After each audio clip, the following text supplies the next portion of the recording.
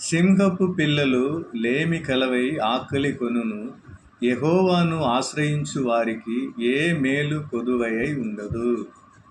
యెహోవాని ఆశ్రయించు వారికి ఏ కీడు జరగదు, ఏ మేలువై కొదవై ఉండదు అని, ఏ లేమి కలదు అని వాక్యం సెలవిస్తుంది. క్రీస్తులో ప్రియమైన సోదర సోదరులారా, ఇంకొక వాక్యం చదువుతాం మనం. కీడు చేయుట మాని మేలు చేయుము, సమాధానము వెదకి దాన్ని వెంటాడుము. కీడు చేయుట మాని మేలు చేయుము, సమాధానము వెదకి దాన్ని వెంటాడుము. యెహోవా తన సేవకుల ప్రాణము విమోచించును. ఆయన శరణచొచ్చిన వారిలో ఎవరును అపరాధులుగా ఎంచబడరు.